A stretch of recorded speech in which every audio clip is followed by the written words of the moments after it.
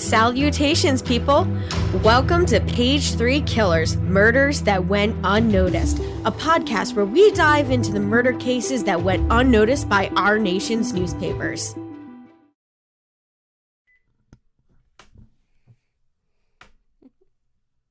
Did it not give us a countdown? It did. You just missed it wasn't bad. Hi, Shae. Hi, John. Hi, everybody. Hi, guys. Welcome back. Welcome to episode 23. Page 3 Killers, Murders That Went Unnoticed. Yeah, and we are almost halfway through our proposed season. 50, right? That's our goal? 50 in the first year? 50 in the first year. Give ourselves 2 weeks off? Yeah. So we are halfway there, guys. Almost halfway there. Now, this week we have a really interesting case. We are going to be talking about a Detroit serial killer. I'm not going to give you guys his name yet because I want it to be a little bit of a surprise. But he was active in Detroit between 1992 and 1999. I thought we were talking about something from the 80s today. No, today is the 90s. That is that next the following weekend. Oh, yes. I'm all off track. Yeah, so next weekend we will be recording your birthday special. And then the following weekend is the 80s. Oh, gotcha. There's an 80s case that we're going to look at on our summer vacation. Okay. Yeah. And there might be some special guests. You never know. So keep tuned for those, guys. And by special guests, you mean random people we know? Yes, random people we know. Gotcha. Until we get enough of a following and we can actually get, like, real people to, like, guest star. Which, by the way, we've noticed that we have an awful lot of members.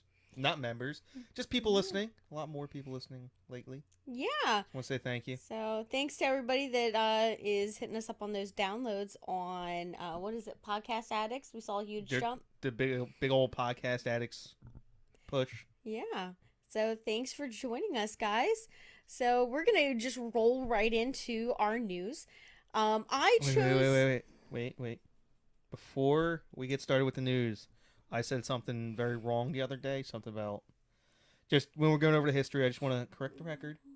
Mm-hmm. President William McKinley would have been assassinated, not President Taft. I think I said something about President Taft being assassinated.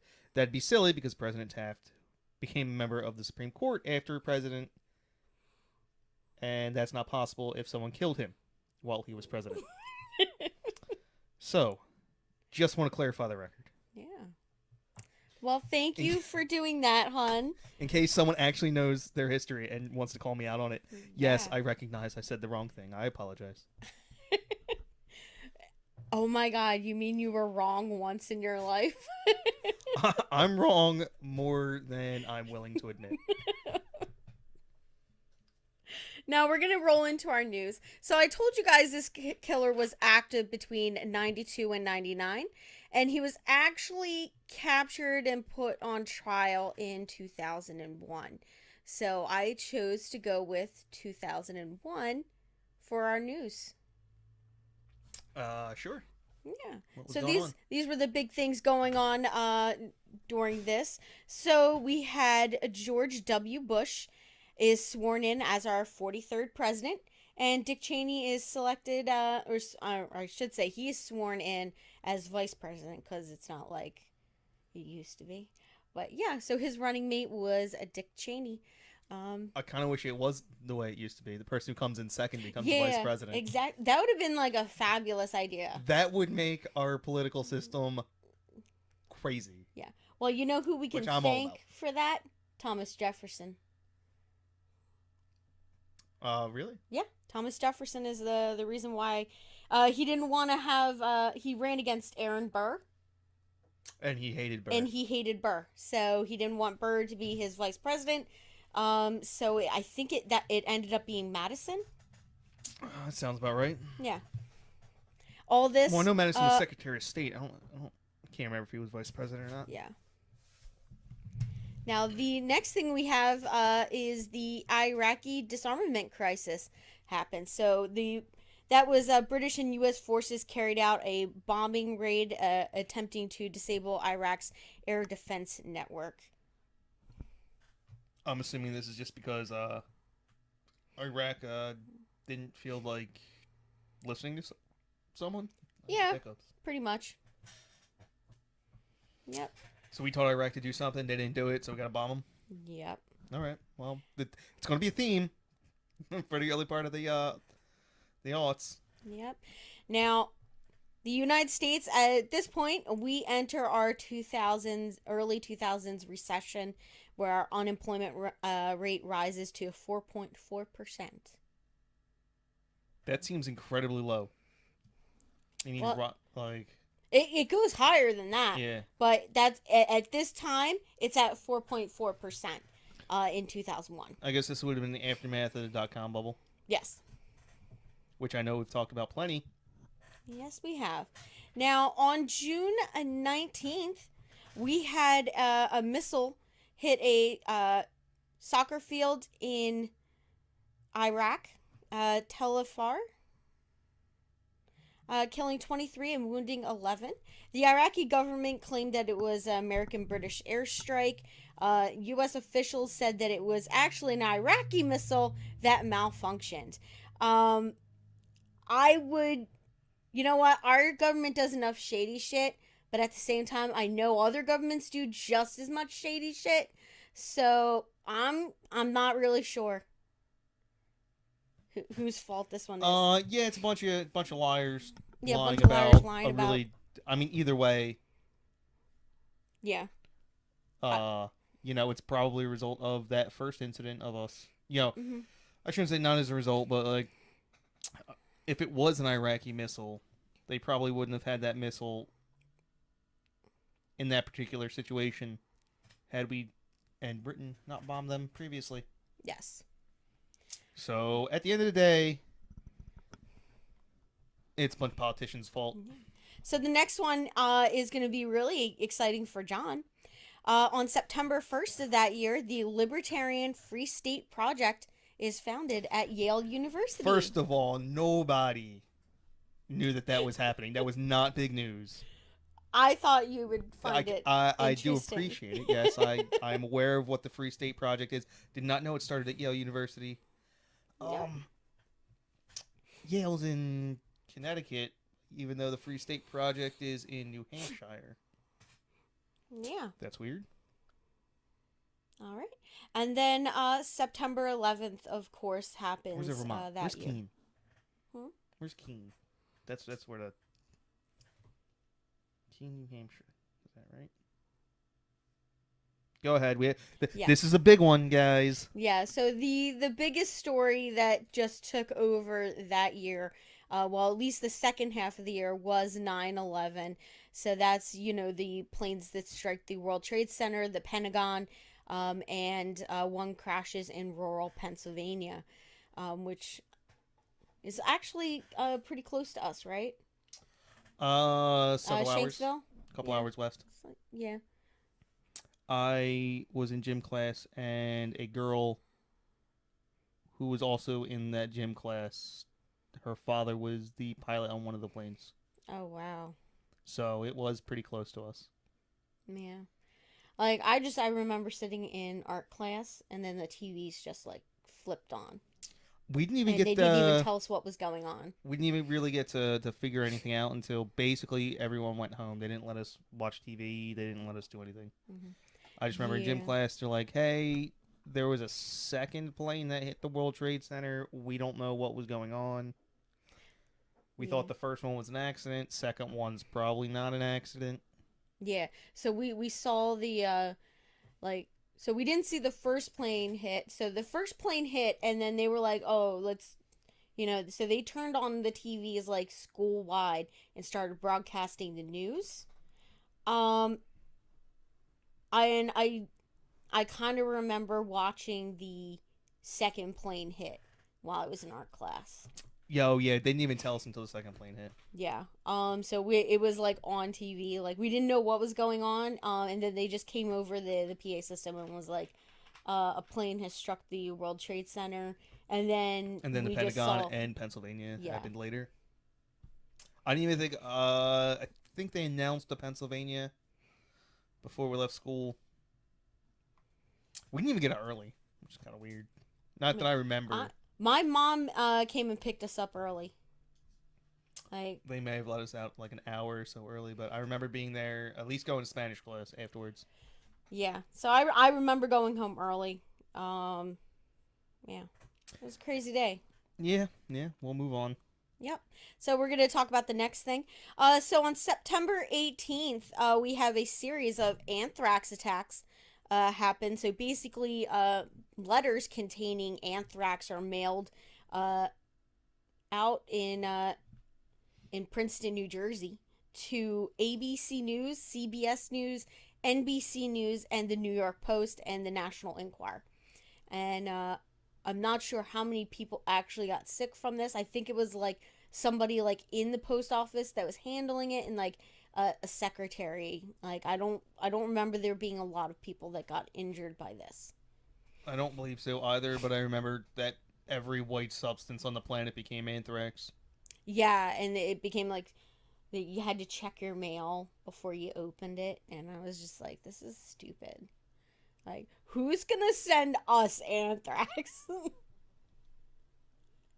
These guys. Apparently, there's people in Princeton, New Jersey. Crazy people. All right, and then on December 2nd, we have Enron files for Chapter 11 bankruptcy protection 5 days after.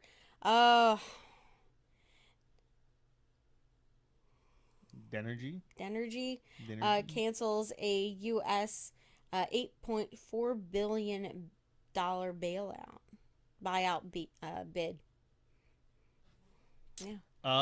Well, I mean, weren't they like a scam company anyway? they were not a scam company. They definitely had a product. They were actually, I mean, they produced something of value. Put it that way. Why off the top of my head I can't remember what that product was, but they basically cooked their books pretty hard. They also convinced the largest accounting firm in that had been around since like the beginning of the country, like before 1776. That's right. To cook their books for them, ending that company. So yeah. the largest and longest standing accounting firm went under as a result of Enron. That's kind of crazy. I mean, I guess nobody wanted to put money into them, or have their services if they were going to. Oh yeah, no, it just becomes a huge liability. All right. Yeah, like you automatically will get audited. Yeah. Essentially. Oh yeah, they look and see who the company is. And it's something Williams, if I'm not mistaken. Like they, federal government sees that you're using them, and they're like, audit. Yeah. Random audit. All right. Kind of like wearing like a hijab or something to the airport. Random audit. Oh yeah.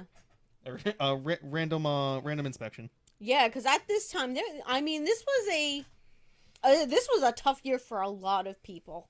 I mean, a lot of people. Like after 9/11, like you just the stock market's just tanked for.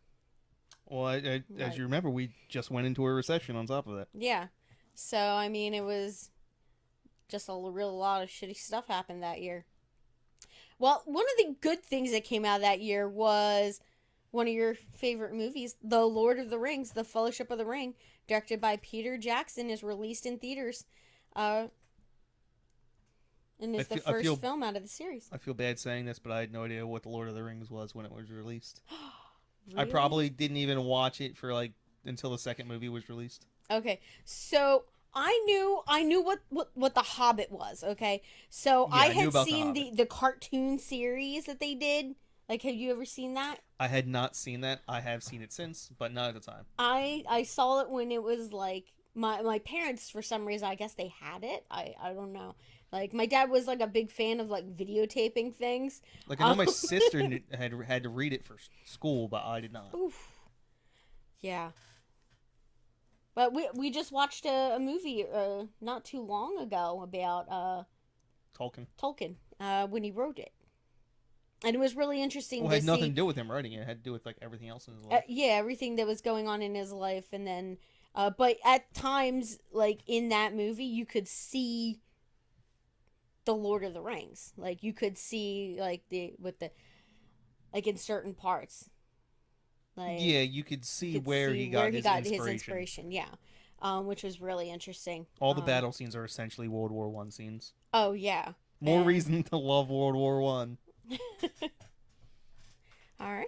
And then we have on December 22nd, a flight from Paris, France to Miami, Florida is diverted to Boston, Massachusetts after a passenger, Richard Reed, attempts to detonate explosives hidden in his shoe.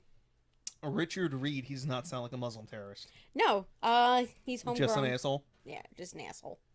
Yeah, so he tries to, and this is when they started making you take your shoes off before you got on the plane. Just wear flip flops. Yeah. I wish I could wear flip flops to like prisons when I go and work inside them, cause having to take my shoes off every time I go inside of a prison is really frustrating. Oh man, I bet. Gotta Now, wear steel-toed shoes so they don't pass the metal detector. yeah, and they're just like, "What are you hiding in your shoe?" It's like, "Well, my steel toes, so I don't don't crush my toes." Well, no, you take them off. They know you're wearing steel-toed shoes or boots. Yeah. Well, you get that one not real bright. No comment. Move on. All right. So now we're going to get into our seedy side, which we have some pretty good, scary, interesting, terrible topics. I guess 9/11. Yeah. I don't mean to laugh at this. I guess 9/11 doesn't make the seedy side.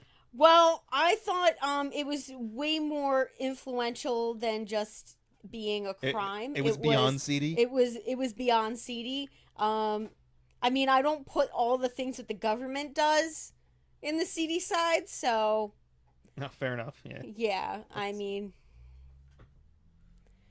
now we have on January 10th, we have the Nevada County shooting, which is in Nevada County, California.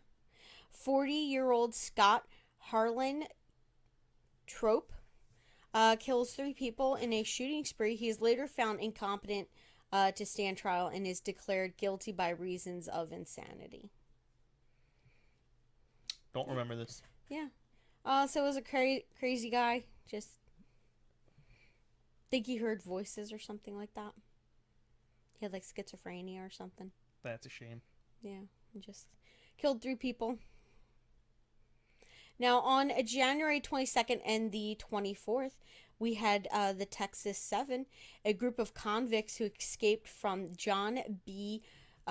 Connolly unit in unit in Texas are found in Colorado. Yeah, so these are basically 7 inmates. They escaped from a prison and are on the run. And the problem with this escape was that they were all actually like pretty bad individuals. They were all in for like murder. I mean, they made it pretty far. They made it all the way to Colorado. Yeah, so I mean, gotta give them points for that. But we did have that one guy that just like kept escaping from all of those prisons, and they would just send him back. Well, what else are you supposed to do? They're like, oh well, he got out of this prison, but we're gonna send him back there instead of putting him in another prison that's a little bit harder to get out of. And then there was like that his very last escape, he made it to the final fence, and then he just ran out of energy and he couldn't get over the fence. Started getting too old. Yeah, he started to get too old. He was like 65, 70 at the time. Yeah. Fucking asshole. All right. In Terre Haute, Indiana, Timothy McVeigh is executed for the Oklahoma City mobbing. That's that one, that federal building. Yeah, he blew up the federal building, Oklahoma City. With the kids in it. God, that gets me every time. Yeah, like, how do you not know that there's kids in there? Like, I guess he just didn't care to, set it off when there would be less people there. I guess he wanted it to have people there, but just the location of where he placed it was just real shitty. Yeah, and then he kind of gave a bad name to because Waco was a super fucked up incident, and so was Ruby Ridge. And then you had him, and he kind of gave the people who not defended Ruby Ridge. So he gave people who were against the invasions of Waco and Ruby Ridge a bad name. Yeah. Because now all of a sudden you couldn't say, oh no, the federal government did a really messed up thing, because you'd be like, oh, you're going to go blow up a building? Because that's what Timothy McVeigh did. Yeah. Because that's why he did it. He was trying to avenge Waco. Yeah. It's crazy. Like, the Waco in itself is, like, a really nutty situation. Yeah, now the guy's going to be our... Oh, don't even get me started. Modern politics. Now, move on. All right, we're going to move on. So we have Andrea Yates, who drowns her 5 children in a bathtub in Houston, Texas, on June 20th, is arrested. This is terrifying. This is. And I'm not I remember this very clearly. I actually do not remember this one happening. And I read that, and I was just like, whoa, hold up. Because they ranged in age from, I believe Like, less than 1 all the way up to 12 or almost 13. Almost teens. Yeah. And she just systematically drowned them all. Yeah, it's kind of crazy. And then basically tried to, get away with it. Yeah. And claim, it wasn't her fault. She's just, the worst type of human being. I remember hearing a 911 call for this woman who, got high on methamphetamines and then just chewed off her baby's face. I didn't need to hear that. Well, we're going to move on. October 3rd of 2001, we have the 2001 Greyhound Bus Attack. A passenger slits the throat of the driver, causing the bus to crash near Manchester, Tennessee, killing 7 people. This was a really fucked up year. Yeah, I'm telling you, it was super crazy. Now, the next thing we have is Andrew Bagby is murdered in the Keystone State Park in Pennsylvania by his former partner Shirley Jane Turner. While awaiting trial and extradition from Canada, which is where she fled to, she gained custody of the couple's child, their son, who she then murdered and then killed herself. I remember this too. Yeah, their deaths were later became the base of the 2008 documentary Dear Zachary. Fucking Canadians. Yeah, I don't understand why they didn't have her under better watch. Well, it's because Canada. Well, no, she's innocent until proven guilty. Yeah, and they didn't want to extradite her back because she was facing death penalty. Which is just more reason to get rid of the death penalty. But whatever. But here in Pennsylvania at that time, I don't think we had death penalty. I don't think in 2001. We've never not had the death penalty in Pennsylvania. Really? No. As far as I cannot. Now, I'm pretty sure. Now, remember way back when, at the beginning of this, Ira us Einhorn? Starting this, Ira Einhorn, our magical Yeah, that's unicorn. why they wouldn't send him back to Pennsylvania. That's why he was allowed to stay in France, because we basically said, we're going to kill that motherfucker. Yeah, and then what we did was we did a skirt around. We said we weren't going to execute him. We said we're going to give him a new trial. Yeah, or whatever. Yeah, because he was trialed in absentia. So basically, he was not present for his first trial. So he wasn't there to defend himself. Which was take the France's. Death penalty off the table. Yeah, so we said we would take death penalty off the table, and then France was like, okay, yeah. Yeah, I'm pretty sure. And then as soon as we got him back on our ground, we were just like, maybe we should just lie. Yeah, I'm pretty sure Pennsylvania's never not had a death penalty. Yeah. The one place I know that has flip-flopped a couple of times is New York. That's the only one I know that's flip-flopped a couple of times. Yeah. I'm sure there's more states, but... Yeah. Well, I know one state that has never flip-flopped, Texas. Nope. They love them executions down there. They're just like, do the crime, you pay the time. They really don't even do that many anymore. Not even Texas slowed down. Yeah. So we're gonna get started with our case. Like I said, this is a Detroit serial killer, and he is active for that time period. I think it was 1992 to 1999. And he, of course, kills prostitutes. We all know why. It's just the service industry that they are in. They put themselves in a lot of danger to provide a service to men that most women wouldn't want to service. Also, no one tends to care about them. Yes, yeah. So if you guys have ever seen like Law and Order, they make a like SVU. They made a big point about this. Like in one of the episodes, the guy basically says, "Oh, so no, it was a NH case, so it was not human." When he referred to cases of prostitutes being killed. Yeah. So they just didn't care because they were like, you're going to put yourself in a situation like that. Kind of get what's coming to you. Which I think is real shitty because, like I said, prostitutes provide a service to men who would not be able to find anybody else. Well, no, remember, you don't pay a prostitute for sex. You pay her to leave. Yeah. So now, the prostitutes in Detroit at this time, on the southwest side of Detroit, are starting to get scared around 2000. So they started to recognize that there was a guy who, a John running around that liked rough sex and was not really good to his prostitutes. They started noticing that other prostitutes among them were disappearing and not coming back. And even though it is a transient lifestyle, they sort of have turf. They sort of have territories that they work. And you don't cross into somebody else's territory kind of thing. So a couple of hookers had been picked up by a guy in a dark, late model SUV, and barely escaped with their lives. A man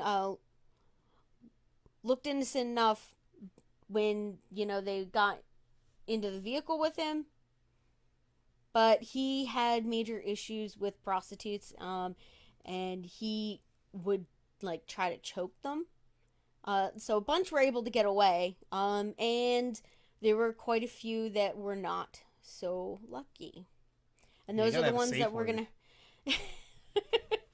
You want to try that joking stuff. You gotta... Yeah. Eggplant. Eggplant is a good... Eggplant is a good safe word. How can you confuse that with anything else? Snuffleupagus. There's no way somebody, who's being choked out is going to say snuffleupagus. That's the point. You are terrible. No. In all seriousness. Now, so all these working girls are scared, but our first victim really did not have a choice, Her name was Kelly Hood, and she was killed in Detroit, Michigan around March of 2000. She was a prostitute addicted to drugs. Crack cocaine and heroin were her Such a strange choice of combinations. One just is super downer, one's a super upper. Yeah. Yeah, so she, I guess, I don't know. I've never done drugs. So. Oh, you're just not a casual crackhead? No. Now, Hood had come to Detroit from Muskegon, Michigan, and I did pronounce that right. Oh, you that looked it northern up? Michigan town, yes. So Kelly, she didn't come to Detroit to be a prostitute and a drug addict. It just sort of happened. So she moved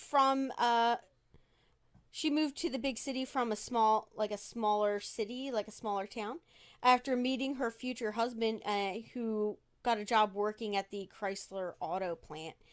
So they moved there together to Detroit. They lived in a nice house in a working class neighborhood in Detroit. It was kind of a safe area, like a kind of place you would want to settle down, raise your kids. And they had three kids. At the time of her death, her kids were 7, 8, and 9. So they popped like three out in 3 years. That's quick. Yeah, that is quick. Now, 5 years prior to her death, she became a user of crack cocaine and heroin with a friend of hers. And she would just go out and party, you know? Now, she left her husband and her children for a life on the street as a buffer, which I looked up, and it is a woman who engages in prostitution to support her habit. That is a term I've never heard before. Yeah. All the things you learn. I know. I learned something every episode. I know. Whether you want to or not. We're an educational podcast. It was a cold night, they said, when Kelly Hood went missing. And she went out to make some money in her fake rabbit fur coat. They made a big deal about what she was wearing. I don't know why. But yeah, so they said that she was wearing a rabbit fur coat and a mini skirt. Which I guess, if you're a prostitute, makes sense. But this is like the Midwest, right? Yeah. I This is mean, considered Midwest. this is cold. I mean, well, yeah, Detroit's it's like it's known for its terrible winters. chilliness. Yeah, so it was a cold night when she was out there. A guy It's pulled basically up. Canada. Yeah, a guy pulled up in a black Jeep, and he was looking for a good time. So she got in the vehicle. So there were witnesses that saw her leave her usual spot and get into this black Jeep. Now, this guy was not a native of Detroit. He had just moved there recently after his Navy career ended. And that was the last time that she was seen alive. Well, we was going to talk about the Navy guys. Hey, I'm just saying, maybe the military is not the best place. I don't think they check people enough.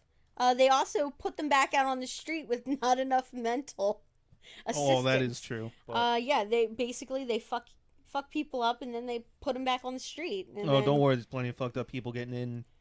Yeah, if they're not fucked up when they get into the military, they're definitely fucked up when they get out. I mean, it's not everybody, but yeah, it's sure. A larger percentage than people are willing to admit. Yeah, I've seen, what is it? Who's my favorite? Joe Kenda. I like watching that series, and you'd be surprised how many of because there's a big army base right there. Well, yeah. In Colorado, like a huge Army Air Force base. So you just get a ton of cases that involve army guys. The Army in particular, and this, no disrespect to anyone who's in the Army, but you will tend to see slightly more sociopaths, I guess is the best word to put it. Yes. In the Army. Because the Marines do a much better job of weeding people out. Because of their stricter standards. And generally, people who are sociopaths who are violent sociopaths, won't be joining the Navy or the Air Force. Because the Army is, rightly or wrongly, much more associated with like hand-to-hand and like combat. Yeah, so you want somebody that's what I mean? Unstable. Like almost no one in the Navy engages in combat.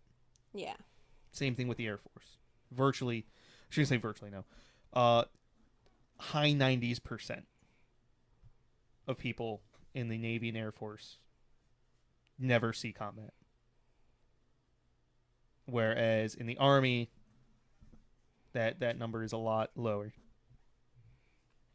Yeah. All right. Now, on April 10th of 2000, in a But here we are talking about a Navy guy again. So, take what I say with a grain of salt. you know what? I feel like the Navy provides a much more broader opportunity for somebody of a certain proclivity to travel more widely than the Army. I was just about to say the same thing. If you Um, if you're particular in your type of sadism that you want to commit, the Navy's where you want to go and because the Navy, as it is, makes it easy. I mean, because you could be in a port for what, 2-3 days, and then you're gone. Yeah. Typically, you will pull in for 4 days. Yeah. So you would have 2 days of liberty, 2 days of Yeah. So whatever. I mean, you have that time that and then you're gone. And then you're gone. Like, And best case scenario is you end up going back there maybe on your way. Well, I mean, if it's a foreign country, you're not going to go back there. Yeah. Probably at least for a year. If it's, somewhere in the CONUS. Yeah. Like with us, we go down to San Diego at least once a year, maybe two. Well, we'd have to stop there on our way on our way out. Mm-hmm. And then we'd have to stop there on our way back because that's where all of our planes were. Yeah. So on April 10th of 2000, in a neighborhood where Military and Southern Street intersect in southwest Detroit, it is a relatively safe area. And there are some tracks that run through that area from Conrail Freight. Their trains use them quite often to go in and out of the Detroit industrial plants. Now, one of the workers on board of a train on the morning of April 10th, 2000, spots something strange along the tracks. And in fact, it is quite a grisly sight. He finds the decomposing bodies of 3 women in various stages of decomposition. Now, the Detroit police are called. What? The Detroit police respond to the call quickly that is placed for them to come out there. And they find the body of Kelly Hood, Rosemary Felt, who was 32, from Detroit, Nicole Young, an 18-year-old Chicago woman who was a prostitute that came out there. And based on the state of their bodies, it was clear to investigators that the women had not been killed at the same time. So this was like a dumping ground for prostitutes. Now, police officers immediately cordoned off the area and began searching it for evidence, and lo and behold, they find a 4th body. But that body they do not believe was linked to the others for some reason. They did not explain why in all the articles that I read. They just said that the 4th body was not one of the prostitutes killed in this case. So Hood had been dumped there in mid-March, and Felt's body had been there about a month. Now, Nicole Young was very recent. She had been killed like around 12 hours before her body was discovered. Now, investigators quickly linked those 3 bodies to assaults of the prostitutes in that area, and the murder of Hood, Felt, and Young were linked to those assaults, and they began investigating it as one case. Now, using a description provided by the surviving prostitutes that escaped our killer, they put together a profile and began looking for a guy matching that description with that kind of vehicle. Now, police also began a round-the-clock patrol of high-traffic areas, especially areas where Detroit's prostitutes converged and basically worked the streets. Now we have Wendy Jordan, who is our next victim to go missing and is found murdered. So Bonnie Jordan, her sister, uh, was looking for her sister for a couple of days. And her sister is Wendy Jordan, and she was a 39-year-old prostitute. Although at this time, Bonnie is adamant that her sister left that lifestyle behind. Wendy had gotten a good job working as a manager at a gas station in the Detroit suburbs of Royal Oaks. 2 years she had been off of drugs, so she had been clean for 2 years. So she says that her sister left that lifestyle behind, that she was no longer a prostitute. She had been a prostitute earlier, a few years earlier, but she was clean and she was working an actual, air quotes, real job. Now, Wendy was last seen on New Year's Eve at 9 p.m. when she left her home and said she was going out.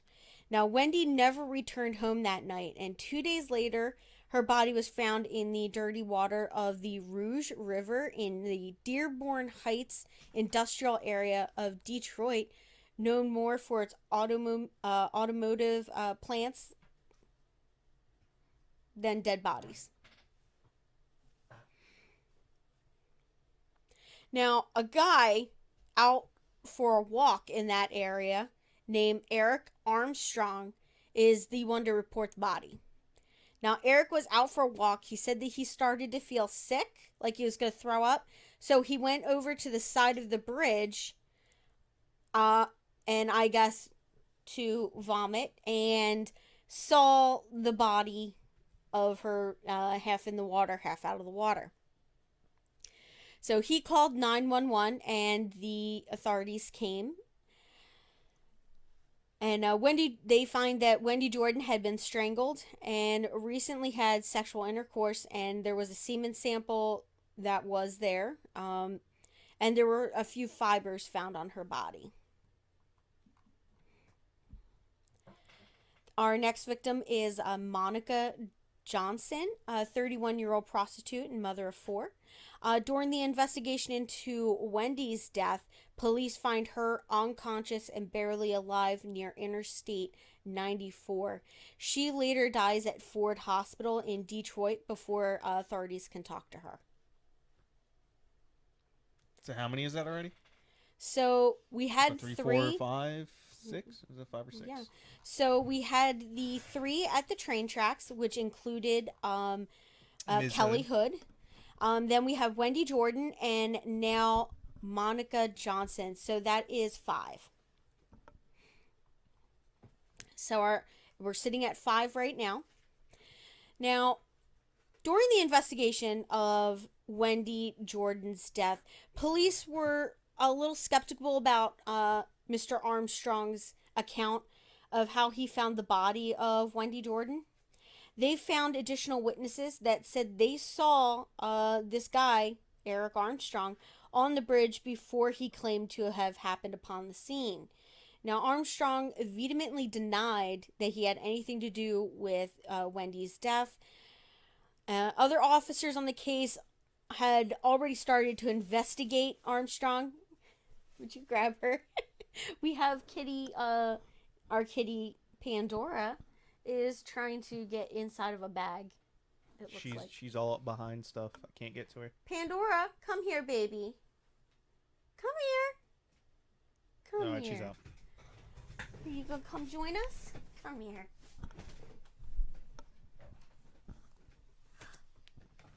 Say hi to everybody. Yeah, if you guys are watching, glitter all over. Say hi. Yeah, so this is Pandora. For everybody that is watching on YouTube, you will be able to see her. Yeah, she is such a sweet girl. Do you want to put her out? No, back to the show. Yeah, so we're going to get back to the show. Now, so they were suspicious of him. So there were some officers that immediately wanted to start investigating this guy as a possible suspect. He had just arrived in town not that long ago, maybe a few months, and he had recently been discharged from the U.S. Navy. Here we are, talking about Navy guys again. I get it. We're just a bunch of killers. Now, he had been working as a refueler at the Detroit Metro Airport, which I looked up, and that was actually his job in the Navy. He was like a refueler for like planes and stuff. Well, yeah. How else? Yeah. So he took that skill with him, probably along with several other skills. It probably makes pretty decent money. Yeah. So he was working at the Detroit Metro Airport. Before that, he worked at Target, which was strange. Now, police talked to Armstrong's neighbors, who could shed a little light on this newcomer to the city. The only suspicious activity that anyone could report was that on New Year's Day, when Armstrong left between 5 a.m. and returned about an hour later at 6 a.m., they thought that was a little weird. I'm not sure why they thought it was weird. I don't know what shift he worked. I guess he worked a day shift, and I guess it was just weird, you know. Now, police continued to watch Armstrong, and he complained to his neighbors that he was being harassed by the police department. Now, there was some physical evidence available to investigators working on the Jordan homicide. They presumably had the killer's DNA. Also, the medical examiner's office had found tiny fibers on Jordan's clothes that probably came from the vehicle that she had been in shortly before being dumped into the river.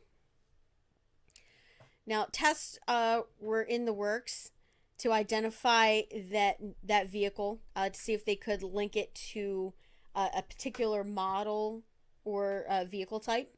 So that was already being looked at, as well as the DNA. I guess they're looking for a Jeep, right? That's what he was in earlier. Yeah, well, so they said it was a dark vehicle, black, dark blue, and it was either an SUV or a Jeep. Well, there are only about 3 SUVs in the early 90s. Yeah, so there's not a huge selection. So they're testing carpet fibers to see if they can pinpoint what type of vehicle exactly. Now, the Dearborn Heights police ran a computer check on Armstrong and found that he had been investigated for filing a false police report in November. It's kind of a far stretch to murder. Yeah, and I believe that was in Novi. So the Novi police told them that Armstrong had placed a 911 call from his job as a security guard in early November to report that he had been attacked while breaking up a robbery. Now, investigating officers found Armstrong bleeding from superficial wounds to the face and arms. Now, the officers immediately suspected something was amiss and didn't take Armstrong along to admit that he had actually cut himself with a scalpel and fabricated the whole story. You see, when you cut yourself with a scalpel, it's too clean. Yeah, exactly. And that wouldn't be like, I mean, sure, you could make superficial wounds with a scalpel, but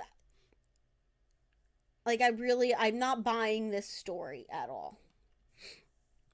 Well, obviously not. He admitted he made the whole thing up. Yeah.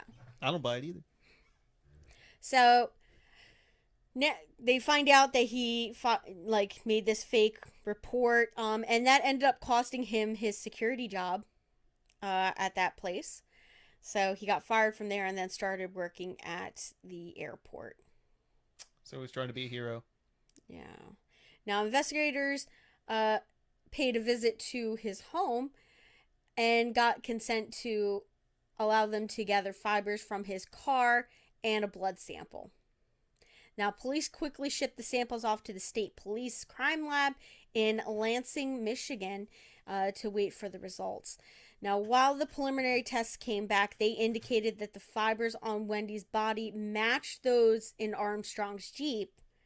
But when they went to the prosecutor's office, the prosecutor was like, no, you can't have that warrant for his arrest. And they were like, why? And it was because it was a preliminary report, and the district attorney was just like, I'm not willing to do anything unless it's, a final report that's 100% conclusive.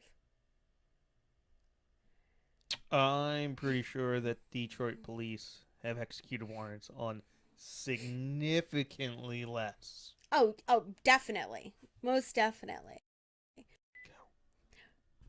Which ends up being a terrible idea on behalf of the prosecutor's office, because that would just leave this guy out there to do more terrible things. Now, we have our next victim, and this is a surviving victim. I want to see you pronounce this name. Yeah. In my head, I tried to pronounce it. Wilhelmina Drain. Oh, that was easy for you. Yeah. You practiced. I did. Because it took me like 3 times reading it in my head to be like, oh, it's Wilhelmina. Yeah. It's spelled differently than it usually is. Well, it's spelled like Wilhelm. Yeah. So it's like the feminized version of Wilhelm. Yeah. Now, Wilhelmina was waiting for a bus along Michigan Ave when she accepted a ride from a man in a black Jeep. Now, she is idea. She is not a prostitute. She was just heading home from work. And she rides public transportation. So she was waiting for her bus, and this guy pulled up, looked clean cut, nice.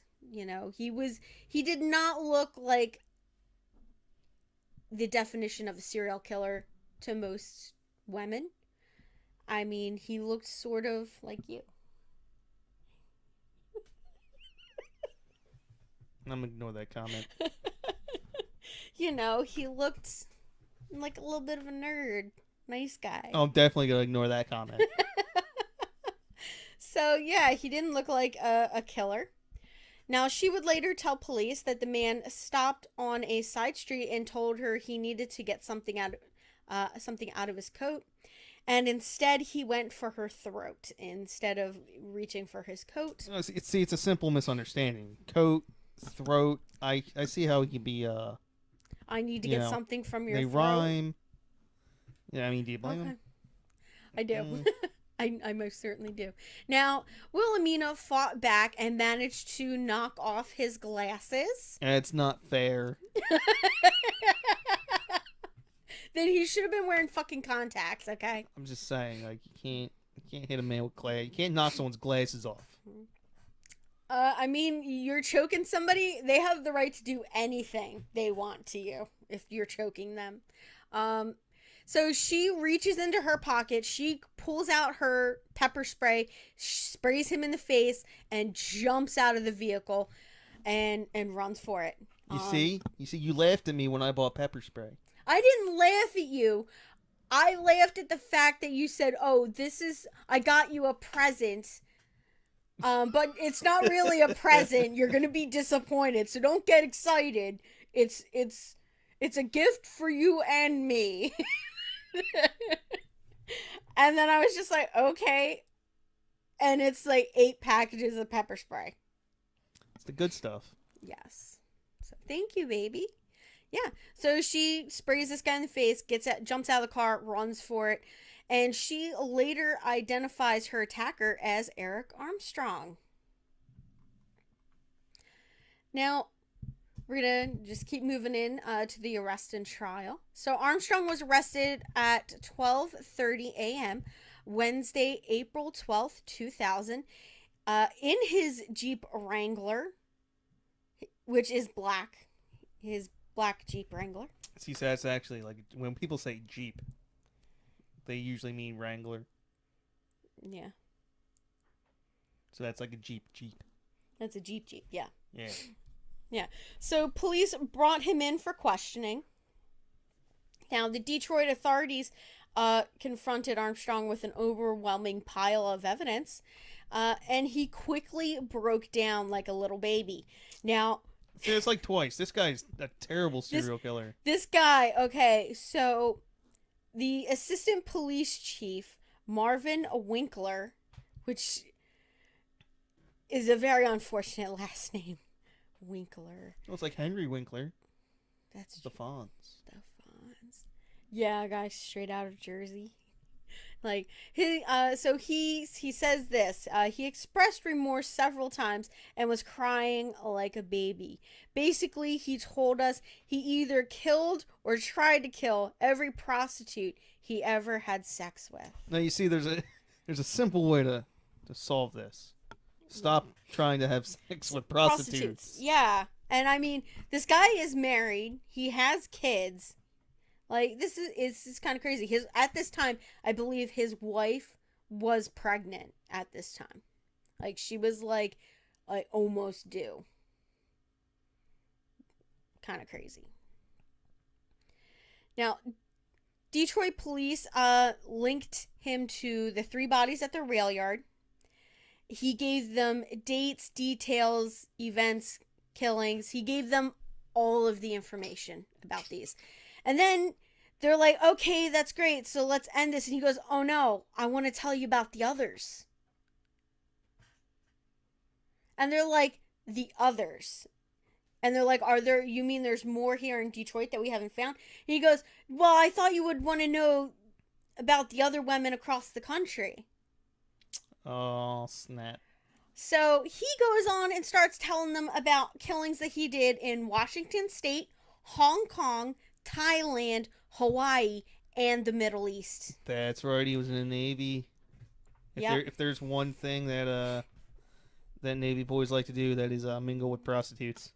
Yes. What? Not me. Not me. It's like, but there's an awful. I'm not saying. I mean, you keep a bunch of guys up on a ship for weeks and months. And then you give them liberty to do whatever they want for 2 fucking days. All I'm saying is if somebody's coming back with an STD. So you get out on liberty. You're in some foreign country, Thailand or the Philippines, or I don't know how it is in Europe. I was never to Europe. It's the first thing on the cab. Like there's just a mile long line of cabs, and it's the first thing they ask you. Girls. They only know like 4 things in English, and one of them's girls. So like it just immediately. Obviously, they've been trained somehow. So a lot of people have asked them. Yes. So in Seattle, he said he killed a man after an argument. He killed 2 prostitutes there as well, according to his initial report. This guy was stationed where I was stationed. Yeah, but he was stationed there before you. Okay. Yeah. So my ship didn't even exist yet. Yeah. When he was in. So we're gonna talk about his Navy time and all that. So another prostitute was murdered in Spokane, which he claimed that one. Between his arrest on Wednesday and his arraignment on Friday, he confessed to as many as 30 killings in Norfolk, Virginia. Armstrong confessed to have murdered 1, and in that one, rejuvenated a cold case in Norfolk, Virginia. And that was the body of a 34-year-old woman that was found in Norfolk, Virginia on March 5th of 1998, 4 days after the ship that he was on, the Nimitz. Yeah, it's a carrier. Yeah, docked at his home port in Newport News, 12 miles away. So, and she was Lynette Hillig. She was a 34 local Norfolk woman. And she went missing on March 5th of 1998. Now, the Norfolk police have not identified uh, the killer yet. So he said that he did it, but they're sort of not sure, because they don't have the evidence to link him other than his confession. Now, she was a prostitute and she was discovered behind a bingo parlor. Police said that she may have had been sexually assaulted. Apparently, he had strangled a woman in Virginia and driven over her body with his Jeep. And that's from his confession, was that he drove over her body. Now, in April of 2000, Armstrong confessed to attempting to murder a woman and a man, respectively. And on April 7th, he offered Devin Marcus $40 for sex and attempted to strangle him, but Marcus was able to escape. Now, following his escape, Marcus contacted police and identified Armstrong as his captor. That's crazy. Yeah, so this guy was swinging a couple different ways. Well, you don't know. He could have just been like, here's $40. Like, and then just immediately put his hands around his neck. Yeah, true. It's like, here, I'm going to pay you so I can kill you. Now, he confessed to the bodies of the three strangled prostitutes found in the Detroit railroad yard, which was Rosemarie Felt, Kelly Hood, and Robin Brown. The first he said had occurred in he said his first killing occurred in 1992 in North Carolina. So they have not figured out who that North Carolina victim is, and they're still searching records to line things up of when he was in different ports. Now, many of Armstrong's fellow sailors declined to talk about this case, or said that they didn't know him. Even though, like, his other job on the ship was he was a barber. No. No. So he was not. There's no way he was a refueler / barber. Yeah. Those two things do not happen. He was like trained for one. I guess he was trained as a refueler. So, the barbers would be a ship serviceman. That's its own rate. Yeah. Whereas if you're on the flight deck, you're not cutting hair as well.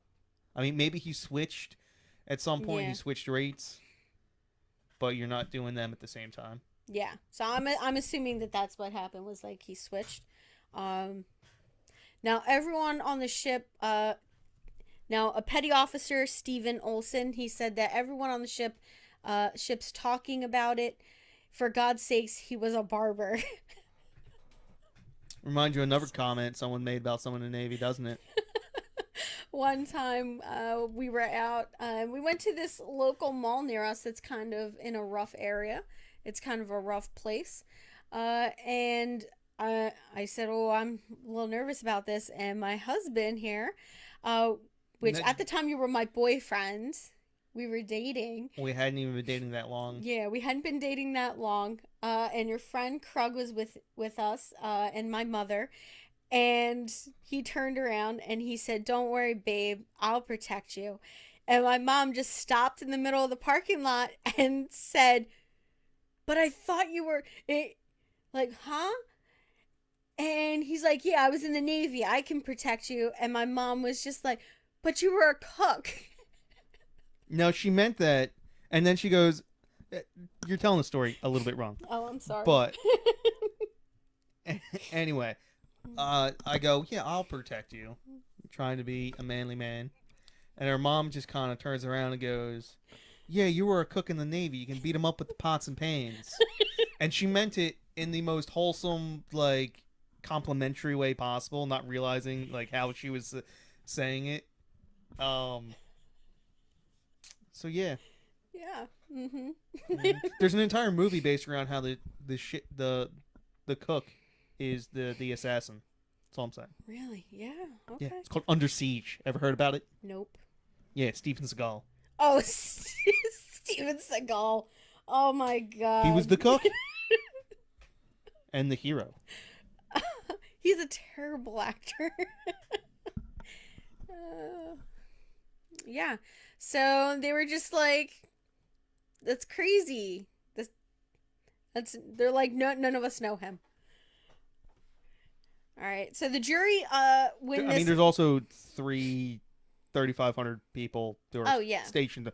If not knowing one person would not be uncommon. yeah. So a jury deliberated for about 2 hours before coming back with a verdict in Wendy Jordan's death, and that can't be surprising to anybody that it came back as guilty. The surprising part was after a confession, it took 2 hours. Yeah. Now Armstrong showed no emotion and sat motionless as the verdict was read. His family left the courtroom quickly without commenting. And in March 2001, Armstrong was found guilty of first-degree murder in the death of Wendy Jordan and was automatically sentenced to life in prison without parole. I was just thinking, I don't know how I would react if I was in court and I found out like one of my sisters was just a serial killer. I have no idea. That would just be like mind blowing. Like, okay, It'd be so weird. like I don't even know if your sisters like listen to this, so I don't want to say anything. Yeah, they already don't like you. Really? Well, I'm gonna leave it there, right there. Yeah, I think we're better off just leaving it there. We're gonna leave that alone. What is that? Let sleeping dogs lie, or what is it? I don't know. That sounds alright. What Let sleeping dogs lie. yeah, don't start trouble when you don't need no trouble. Now, on June 18th of 2001, he was additionally convicted of killing Kelly Jean Hood, Robin Brown, and Rosemary Felt, and Monica Johnson. So he was found guilty on all of those. Now, I just wanted to talk about his early life. So, John Eric Armstrong was born November 23rd of 1973 in New Bern, North Carolina. His father was abusive towards him and his mother, and he sexually abused Armstrong as a child. Now, as a child, he he liked to fish and play on his Nintendo, and he also liked to play baseball. He won small trophies for a school debate, so he wasn't, a terrible student. He was mainly a B and C student, and he talked about becoming a police officer when he grew up. Now, in 1978, Armstrong's younger brother Michael died at 2 months old from SIDS. So he had the sudden infant death syndrome. Now, because of the grief caused by Michael's death, Armstrong attempted to end his life, and his father left him and his mother. So he had like depression and all that, and he was not doing too good. So Armstrong did not receive treatment for his grief until 1989, a year after he was hospitalized for locking himself in a bathroom because a girl at school was pressuring him to have sex with her. Now, the assistant principal, Terry Furman, of New Bern High School, where Armstrong graduated in 1992, in a class of 350, he said he was a relatively unmemorable and did not have a discipline problem with him. Now, Armstrong joined the United States Navy in 1992. His bunkmates described him as moody. He is just like me. Although I'm pretty sure they probably would use a stronger adjective than moody. Yeah. So Armstrong worked as a ship's serviceman on the USS Nimitz from 1993 through 1999. Now, on the Nimitz, he took required safety education classes, including one that warned against soliciting prostitutes. Yeah, sure. They basically gave up on that one. Yeah. I mean, you're not supposed to. It is against all of your regulations, this, that, and the other thing. And then they put out a giant Like bowl of like condoms. do they do like a safety briefing before you get off the ship? Like, okay Oh, of guys, course, yeah. let's not add to the population, don't subtract from the population. Well, we If you get also, arrested. if I'm not mistaken, when we were in, we had just had an incident with some Marines raping a bunch of girls over in Japan. So they were on like they did not. The Navy was not keen on having us just go around. Yeah. It's like you got to have that one designated person in your group that's got to like be like, "No, it's a bad idea." That stays sober. I would find that hard to believe that I think you guys like you just got off and then just got raging drunk. That is 100% exactly how it happened. Like you guys just get just Well, I mean, pent up for how long and in particular, all the people who are on their first deployment. That's just like what you do. The older guys, I mean, they treat it like a little vacation. They'll go out sightseeing, stuff like that. yeah. That's probably what I would do. I would be that person. Now on board the Nimitz, he met Kate Rednoska, a former swimmer that graduated from a Dearborn High School, who in 1999 became his wife. Now, the carrier was based in Bremerton, 10 miles west of Seattle, across the Puget Sound during several years of his service. So, yes, I was there as well. Yeah. So he received 2 good conduct medals. They're not hard. Yeah. Each medal represented 3 to 4 years of honorable service. It's 3 years. Yeah, every 3 years you get one. Yeah. So his last job on the ship was the barber shop supervisor. Yeah, see, I thought he was just a ship serviceman. I shouldn't say just a ship serviceman, but he was a ship serviceman. He didn't do any. And I can't imagine that maintaining. No offense to any of you ship servicemen, but if any of you are listening, you know damn well you can't cut hair. Yeah, A pair of clippers. Just because you can run some clippers through over someone's scalp doesn't mean you can cut someone's hair. Yeah. There's some good ones, but you know who you are. Now, he allegedly killed his first victim in 1991, although this has not been confirmed. Between 1993 and 1998, Armstrong murdered 11 women, all of which who were prostitutes. He claimed to have killed in Seattle, Washington, Hawaii, Hong Kong, China, North Carolina, Virginia, Thailand, and Singapore. Now, he was staged at this time. These are all the ports that the Nimitz traveled to within that period of time. So between 1993 and 1998, they were in all of these ports. So he got relocated. Yeah. He must have so it must have been. Well, no, the Nimitz was from like 75. Yeah, I guess when he joined, it was an East Coast, and then it got relocated to Bremerton. Yeah. So I'm assuming that he started out in North Carolina because that's where he was from, and then he got stationed in Seattle. I'm gonna assume that he was in Seattle, and that's where he met his wife, and that's where he did the bulk of his service. No, he started off in Virginia. In North Carolina probably wasn't particularly far. Okay. Yeah. So he was honorably discharged from the Navy in 1999 and enrolled in Schoolcraft College in Laverna, Michigan after that. Now, possible other murders. So, John Eric Armstrong's list of killings could spread far beyond the city limits of Detroit, as we know. Authorities have started collecting all the information that they can about murders of prostitutes in areas that he may have been in. Yeah, good luck finding those ones in Asia. Yeah, they said that it's terribly difficult because there are some places that do not have record keeping, like they do in the United States or Europe. We really hold on to a lot of records, so. Now, since he admitted to killing at least 30 between Thailand, Singapore, Korea, Israel, and Hong Kong.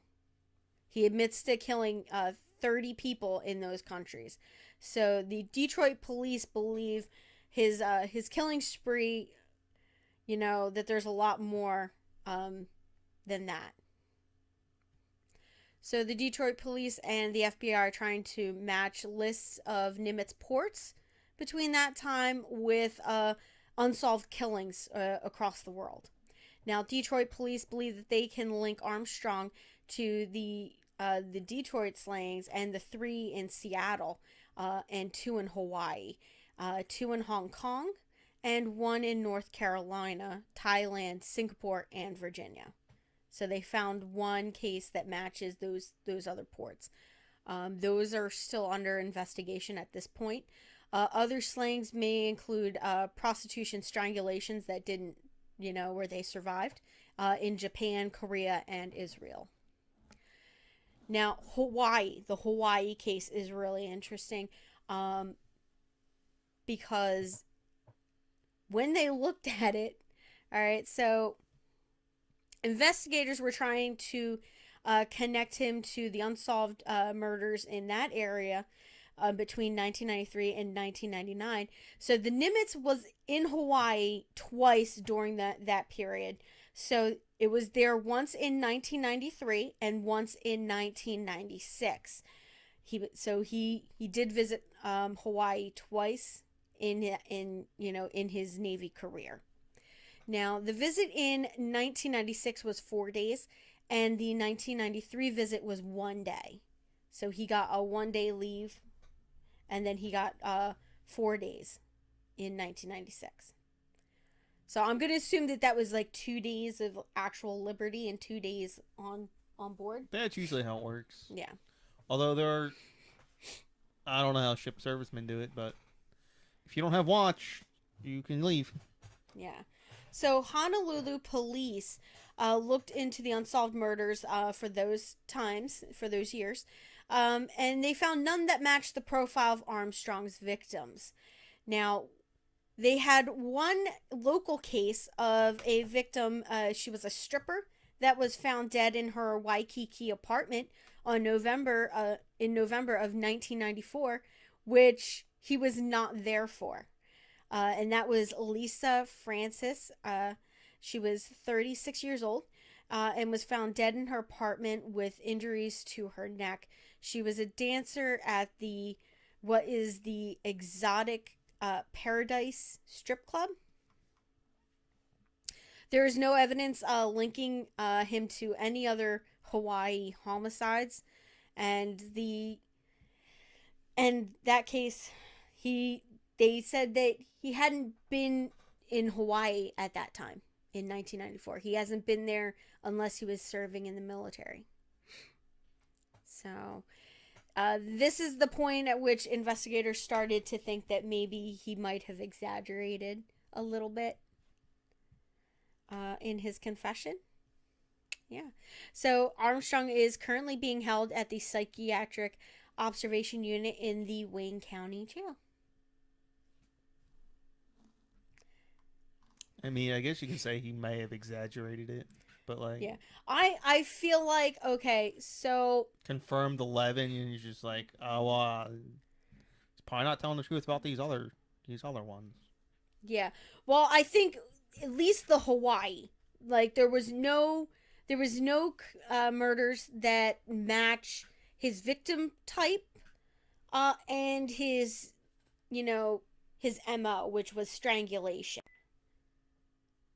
Yeah, so there was no victims that matched his MO or, his MO. There was no strangled victims. So I feel like he might have lied about Hawaii at least. I mean, but they did link him to 11 total. I mean, 5 or 6 of them were in Detroit. And then they have 4 that they found in other places. So that's John Eric Armstrong. Yeah, so that's his middle name. Yeah. So John Eric Armstrong, and that's everything that I've compiled on this guy. So I hope you guys enjoyed this episode. Remember to like, share, and subscribe. If you have a case that you want us to talk about, or if you want a free magnet, reach out to us on Facebook or on our email, and we will mail you one of our cool, nifty magnets that we have here for Pastry Killers Podcast. I don't even know what to say about that because it's just like a little refrigerator magnet, and we just kind of have them. Yeah. They're like business cards, except for our podcast. Like, I can't imagine someone being so excited, like, I'm about to get a refrigerator magnet. A free refrigerator magnet. Who does not like free magnets? All right. Anyway, we will give you one if you want one, though. Yeah. So reach out to us. Let us know if there's a case that you find interesting that you want us to talk about, a local case of yours. You can reach out to us. The smaller, more obscure, the better. Yeah. If you're from like a small town and you want to give me the down low on a case that's big news for your small town. Especially if you have inside information or like information that wasn't widely publicized, that would be so cool. We can interview you or something. I don't know. Yeah.